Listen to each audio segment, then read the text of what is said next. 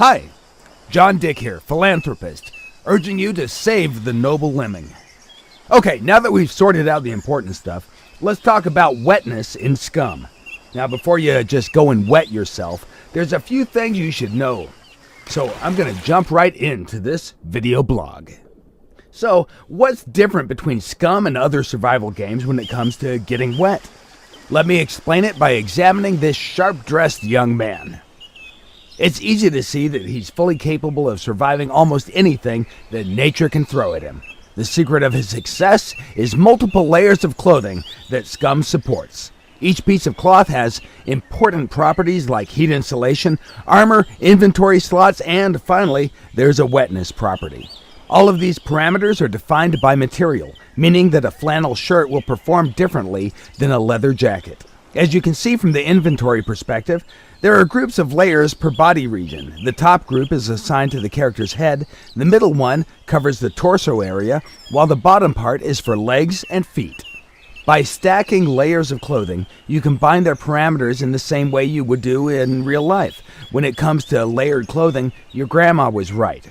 It helps you to adapt to any weather condition possible. So how can you get wet in the game? The most obvious way is by sweating.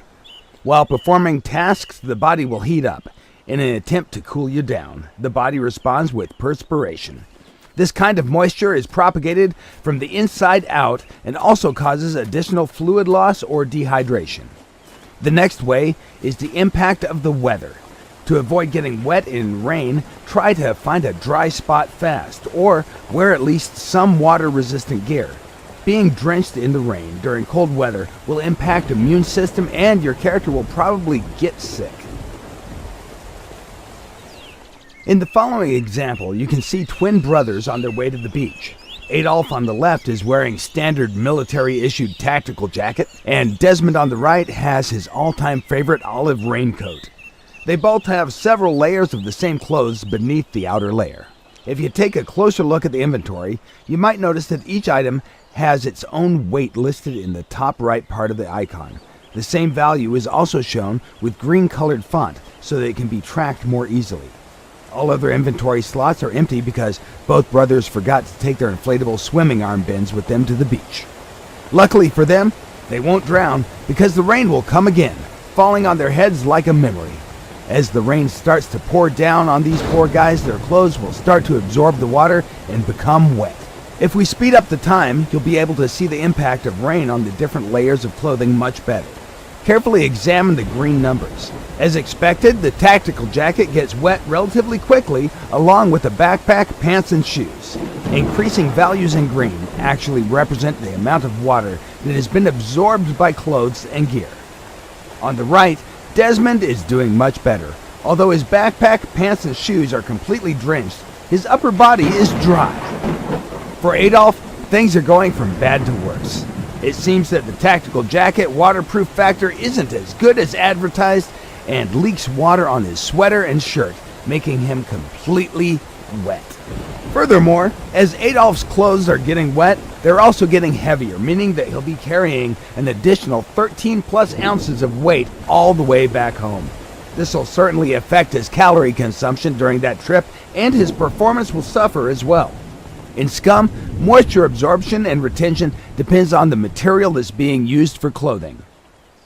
Let's bring out the sunshine again. Do notice that both guys were standing completely still in heavy rain just because we asked them nicely.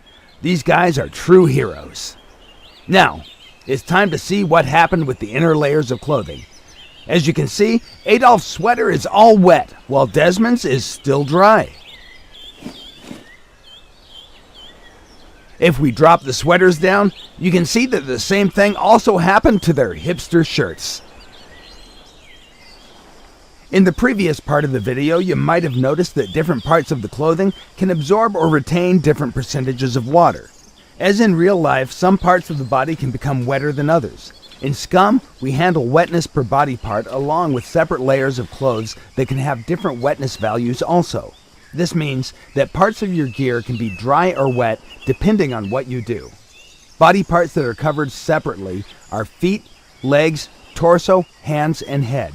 If you're standing in the water up to your waistline, then only your legs and feet will be wet. the rest of your body will stay dry. Also, if you jump into the water, your gear will almost instantly become fully wet, even if you have a raincoat or some other water-resistant clothing that isn't fully sealed. It will not help you to stay dry.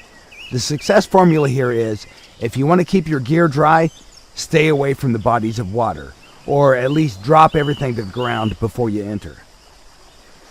In this section of the video, our guy has just practiced some swimming in the shallow waters, keeping his gear with him to protect it from thieves and bears. He did leave an old orange shirt on the beach in case he's gonna need some dry clothes later. Or at least, that's what we were thinking he was up to. However, his plan was much more sinister. He actually decided to wear a dry shirt below his other clothes with the intention to deceive the game, to make it think that he has dry clothes on, simply because the first dry clothing layer is closest to the skin. In all other games, this would be called exploiting or cheating, but here in Scum, we don't care about that, simply because we have fluid diffusion and osmosis built into the game.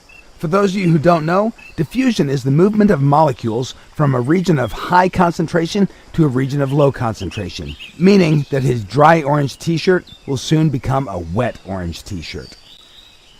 After everything you've seen so far, if you still think that it's okay to jump into deep water with all your gear on, take a moment to see what happened to our dear Adolf last year.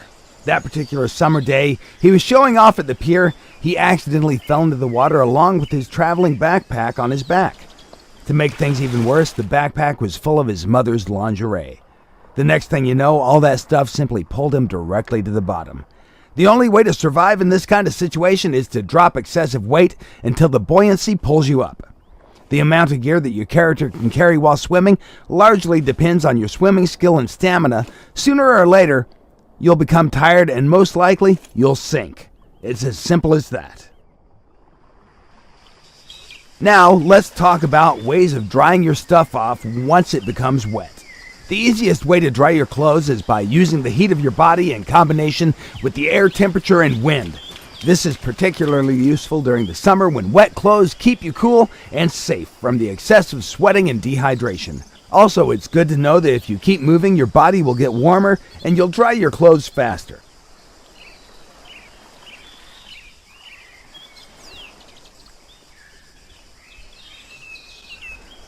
In the current example, you can see that simply by standing in the sunlight, you can dry your gear.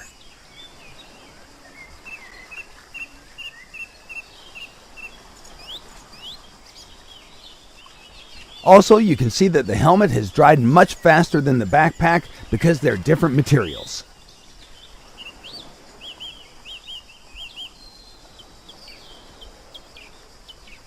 In the situations where air temperature is low, you can use heat sources to dry your clothes.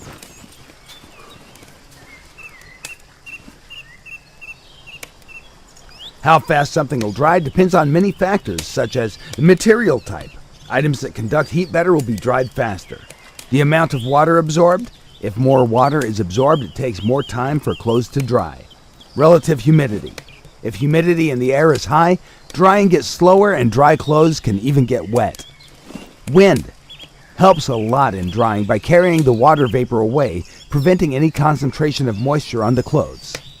Air temperature. Higher temperatures will help to dry clothes faster. Then the number of wet layers stacked. Keeping wet clothing stacked on you is bad, and it slows down the drying time significantly. In the current example, the player is using fire as a heat source to dry his clothes. Notice how the distance from the fire source influences the speed of his drying clothes.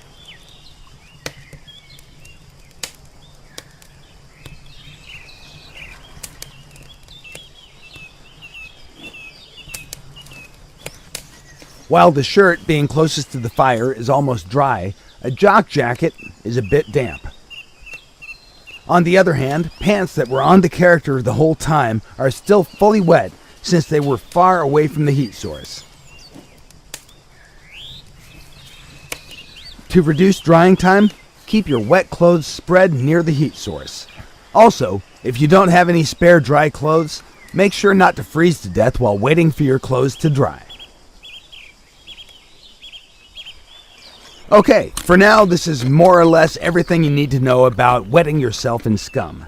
All that you've seen is still a work in progress and is subject to change. In the future, we plan to improve things even more, add some new ways of getting wet, but you can also find your own ways by being a creative player. We hope that you've enjoyed watching this video. Be sure to follow Scum on Steam, Facebook, Twitter, and our development blog, www.scumgame.com.